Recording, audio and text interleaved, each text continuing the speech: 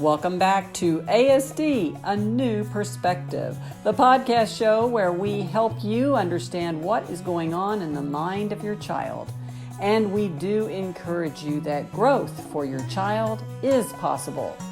I'm Kat Lee, and in this special podcast, Dr. Sheely talks about homeschooling. In these times of COVID-19, many parents find themselves thrust into homeschooling unprepared. Herself a homeschooler, Dr. Sheely shares her experience. Let's listen in. So today we're going to be talking as two homeschooling moms. We know that so many people have literally found themselves homeschooling. You may not have intended to homeschool. You may be a full-time working parent who's also trying to homeschool. And we thought we would talk to you about our experiences and just some things we learned along the way. And I know, Dr. Sheely, you homeschooled your children. Yes, Steve Gutstein, my husband, and I decided to homeschool when our children were about 5.5 and 3. And the reason we decided to homeschool was, first of all, we thought it would be more fun. I have a master's in teaching, which is an odd degree. It was a master's in teaching. And one of our daughters had a quirky way of thinking about letters. And so, knowing what we knew about education, we were pretty sure that if she had a learning disability, we could take the pressure off her and we could address it in just a matter of teaching in the way that we were thinking about learning. So that's why we decided to do it. And we actually homeschooled until both girls were in about 5th grade. And would have homeschooled longer, but they were ready to do friend school. So we stopped then. Well, it's a big decision to do that. And, I think about people who are just suddenly finding themselves doing that. And it takes a lot of energy, doesn't it? It takes energy and it takes a lot of planning. I think the default for most people is to grab a curriculum and just do that curriculum. And there's nothing wrong with that. We chose not to do that. We were thinking of learning in a different way. But the friends of mine who I met through the homeschool groups did use curriculum. They all used a various curriculum, ones that they liked or ones that were meeting needs they felt were right for their families. What was interesting to me, and Catherine, I'm guessing you found the same thing, was that we could really cover in about an hour and a half to 2 hours what the typical school day would be. So once I started, we weren't teaching 5 or 6 hours a day. We were doing an educational experience 1.5 to 2 hours a day. And, I want to stop for just a minute and say, if we have any moms or dads who are listening thinking, I don't know the first thing about teaching. As you know, I was in radio TV and I had no background in that. But, it's okay if you don't know. You learn, and you learn right alongside your child. So I feel like part of the energy can be spent worrying that I'm not a good teacher as a parent, and you can take time to learn. I want parents to know that. I'm glad you brought that up because I do hear that from parents. Many parents I work with say school just isn't working. It doesn't matter what I do, no matter what the IEP says, what IDEA says, what ADA says, this is not working. So I'll say, well, have you thought about homeschooling? Oh, I couldn't do that. I wouldn't even know how to begin. But the resources now for people who want to homeschool are vast and enormous and varied. It is true. And it's also true, and we really taught this in RDI, that parents they do know their children the best. And so there's a whole bunch you don't have to learn because you know your child better than any new teacher knows your child, which I think until you're put into this position, you don't really think about. But in RDI, we talk a lot about how parents have an inside ability to really know, and as you did with your child, that, hey, I think that we can work through this interesting way of looking at letters. I'm not so sure the school's going to know how she sees things. Well, we figured we would do as well as anybody. And so we just went forward with it. And the approach we took was probably pretty non-traditional, unusual approach. But we decided that the city of Houston would be our school, and that we would use Houston as a backdrop for all of the things that we thought our children needed to learn. The first thing we thought they needed to learn was a curiosity and creativity about subject matter. I think the idea of teaching with curiosity as a foundation is so exciting. Yeah. And it's really what gets children interested in learning if they become curious. And without that, and this is all true, right? So without that curiosity, it's just a chore. It's just a chore, and it's very static.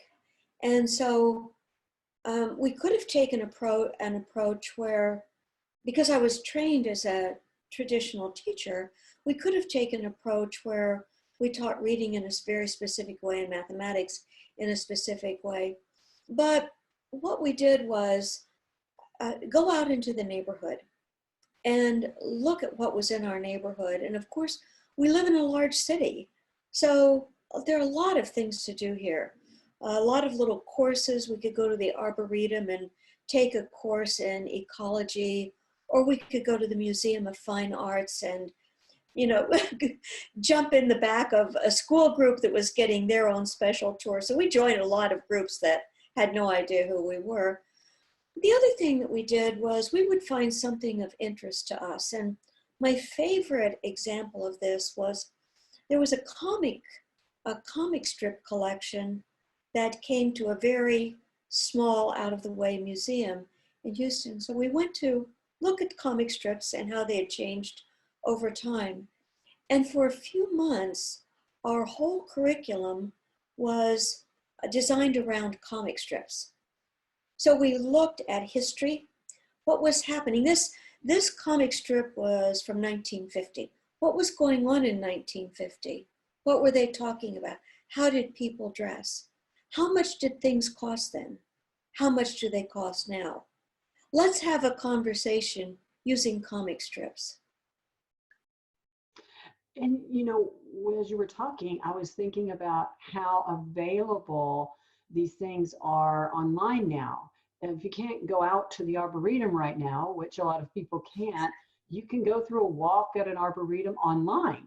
You can, it's such a wealth of ability now to do those things virtually, which you literally had to go do physically, or you couldn't do not that long ago, actually.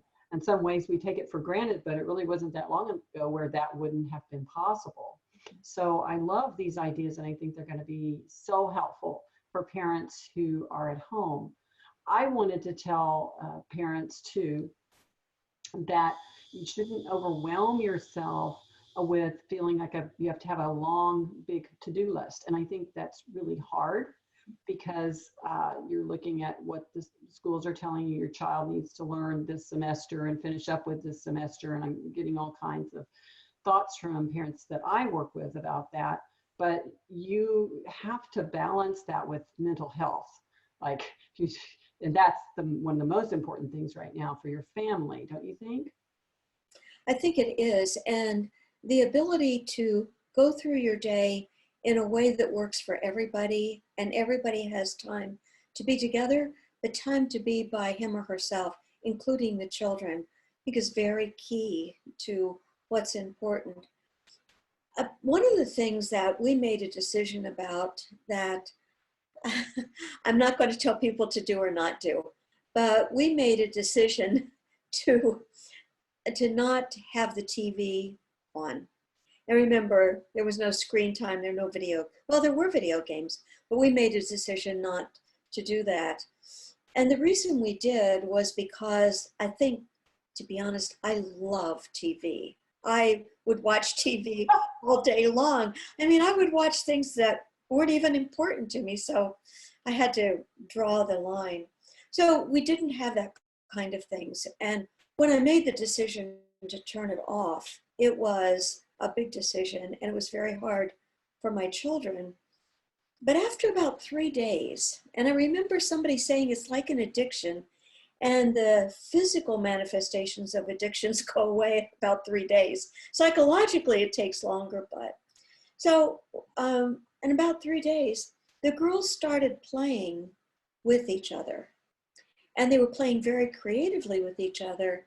The other thing they were doing is they were taking concepts that we had been working on during our learning time, and they were weaving those concepts into their play.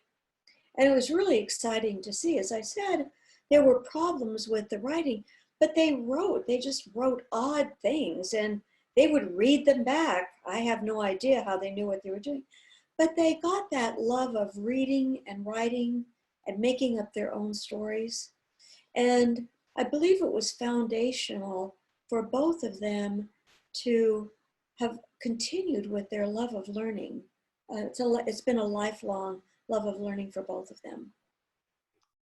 I love that, and I was laughing at the no TV because my mother, when I was growing up, was very structured, we'll say, about when TV could be on and when it could not be on.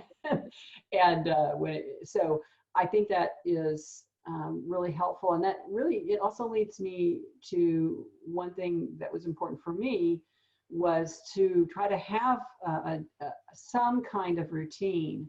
I like to say that static has a place of stabilization. Yes, it So does. knowing when I was going to start, when we were going to end this part of our learning, it just really was a nice scaffold for everything else that we could do. So I know right now a lot of people are telling me we're kind of getting up at any time. We're not, we find ourselves without a structure to our day. I'm trying to work, but I don't have any, I don't have any parameters, and I'm supposed to be doing this. And I do recommend putting in your own structure.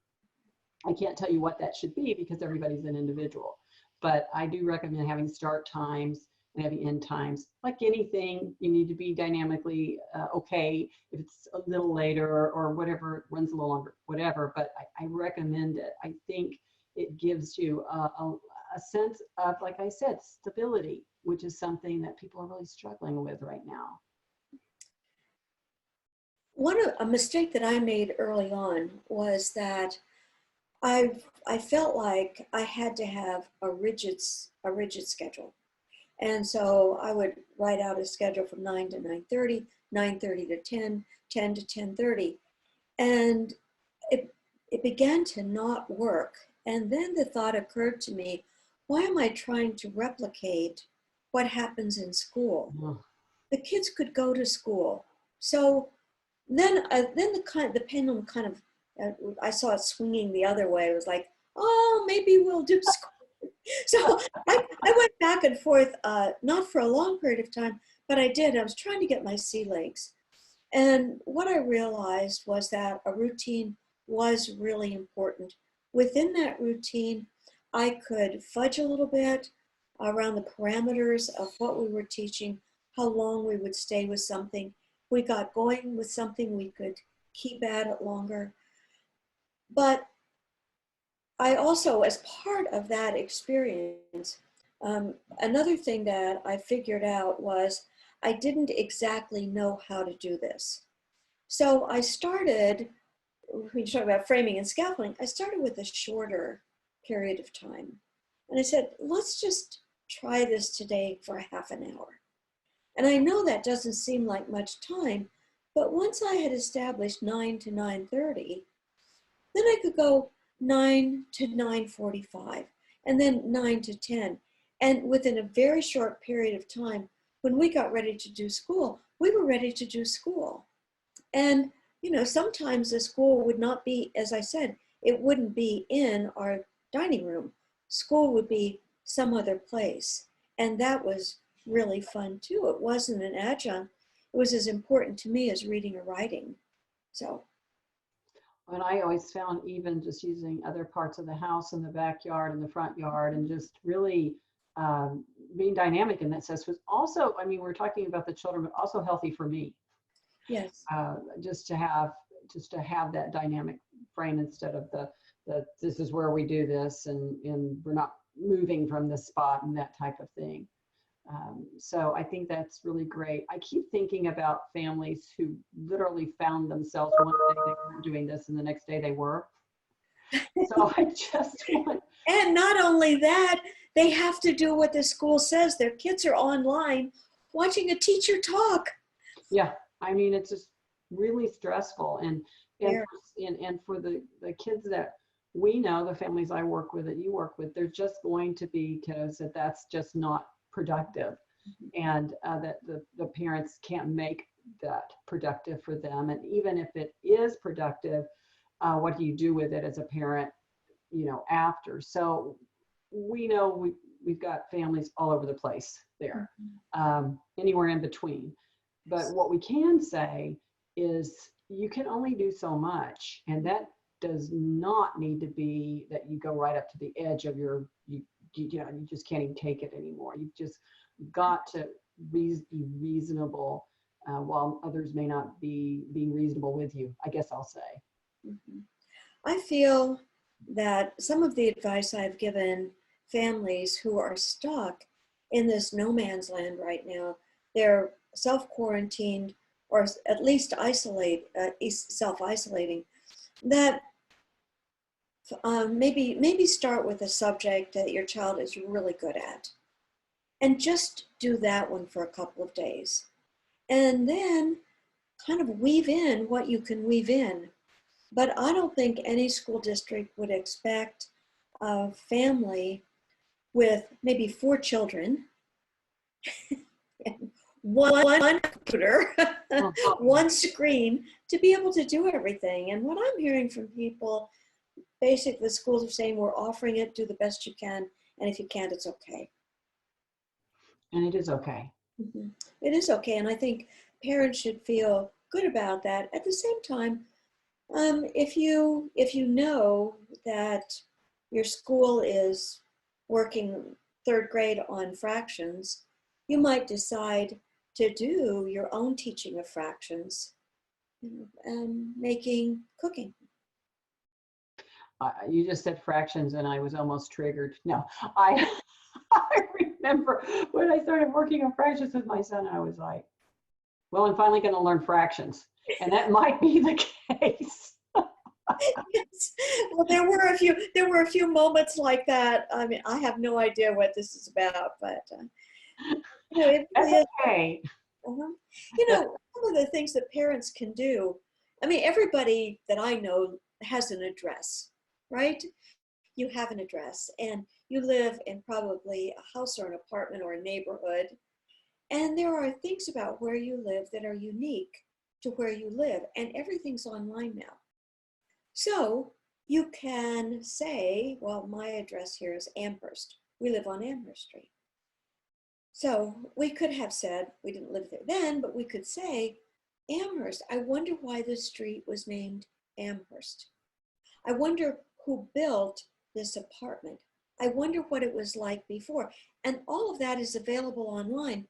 So you're teaching your children to love history in a way that they might not have loved it if you were sitting there talking about some esoteric thing that they could have cared less about. You cared less about, and you're trying to meet requirement of the school. For me, one thing I like to try to do is when there's a point of crisis or whatever it may be, is look for the opportunity, that the opportunity that there could be within that. And I don't mean that in a patronizing way or as if it's an easy thing at all. I know it's not, and not at this time, but where we can find those opportunities, they are so rewarding. They help us through the other hard parts. I hear that in what you're talking about. right now, and I want parents to know there are opportunities amidst this that they can benefit from and their child can benefit from that will last forever. I hope that I hope that that can happen, because I feel that it happened for me with my own children when I decided to homeschool, and I think you feel that it happened for you when you did the same thing. So the opportunity is there, but I believe the opportunity is most prevalent when it's relevant. And what was relevant to me, I figured out pretty quickly, within a couple of months. I figured out what that was going to be. And we say to parents all the time, trust yourself. You know how to do this. And so go ahead and trust yourself. Thanks for joining us for ASD, A New Perspective, a podcast show where we help you understand the mind of your child. And we always encourage you that growth for your child is possible. I'm Kat Lee. See you next time.